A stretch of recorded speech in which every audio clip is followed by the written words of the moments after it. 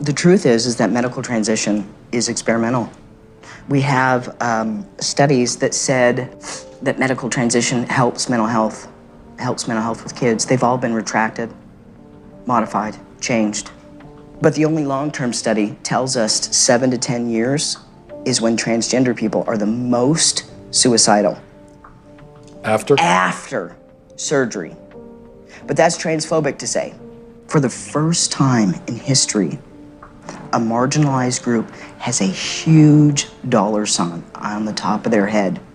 We have 5 children's hospitals in the United States. 5 children's hospitals in the United States telling girls that they can be boys at $70,000 a pop in a surgery that has a 67% complication rate. That will kill me from infection that I can't sue on.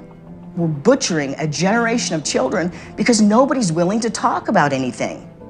What's the youngest patient that you've operated on? The youngest patient I've done vaginoplasty on is age 16. Do you worry that minors just don't understand enough about themselves? They're not neurologically developed enough yet to make permanent life-altering decisions? Absolutely not. What age does the medical transition begin with medication? So medical affirmation begins when the patient says they're ready for it. So that could be a kiddo who is just starting puberty and panicking because they're getting breast buds or their penis is getting bigger and busier and they're worried about all kinds of masculine changes. And that way, puberty blockers, which are completely reversible and don't have permanent effects, are wonderful because we can put that pause on puberty. Just like if you were listening to music, you put the pause on and we stop the blockers and puberty would go right back to where it was. The next note in the song just delayed that period of time. You can just pause puberty. No, you can't. And then pick it up? No, you can't. In the future? No, you can't. How many studies do they have, long-term studies, on hormone blockers with children? None. I just spoke a month or 2 ago with a mother whose 14-year-old daughter was put on blockers. They discovered after 2 years, this 14-year-old girl has osteoporosis. That's something that like old women get. How can doctors assure parents that a certain medicine is totally safe if, based on what you're saying, they can't possibly know that? How can they be removing the healthy breasts of 15-year-old girls? How can they be sterilizing kids? How can this whole thing be happening, Matt? Every child that they convince is transgender and in need of medical transition, it generates $1.3 million to pharma. And we're believing a pharmaceutical company, Lupron, hormone blockers, reversible, so they say.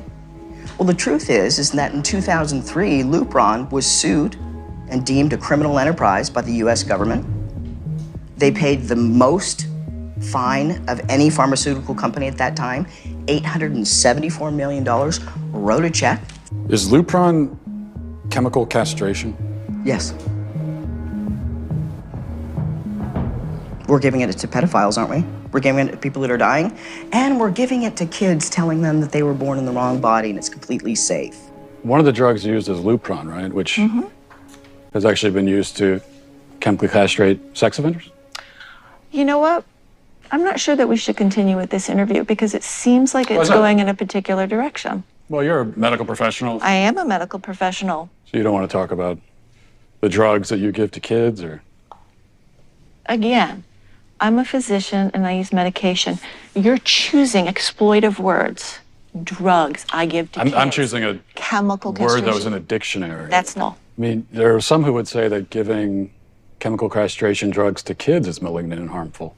It's about the context of caring for a child and seeing the suffering that kids can have that have not been in affirmative home situations. What do you say to... Hello? Hey, is this... This is, yes. Hey, it's Matt Walsh. Where are you right now? I'm in Vancouver, British Columbia, Canada right now. Are you able to leave? I'm not able to leave BC. I can't even go to another province in Canada right now. And it's because I'm technically out on bail. What happened exactly? So you called your daughter a she, and you went to jail for that? It's considered criminal violence to not use the preferred pronouns. It is no different than, let's say, I were to take a broomstick and whack one of my kids over the head. So they were treating it in a similar fashion, that mispronouncing my child was the equivalent of family violence.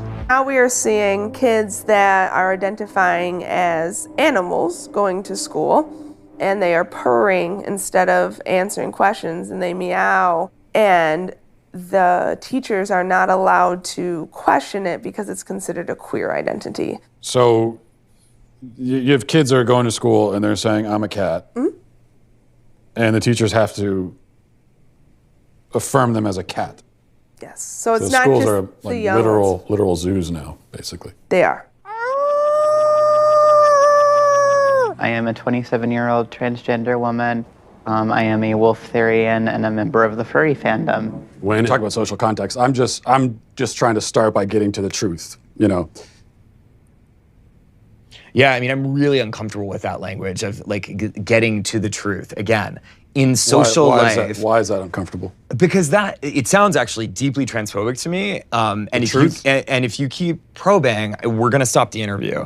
If I probe about what the truth is? You keep invoking the word truth, which is condescending and rude. I'm saying to you— How is the word truth condescending and rude? Well, you keep bringing it back to, you know, how do you respond in a social situation? But, that's what I do. I'm a social scientist. Well, right, but we're in a university. This is a place of understanding truth, isn't it? Or absolutely, we pursue truth, and I'm a social scientist, and that's what I do. But you just said the truth is transphobic.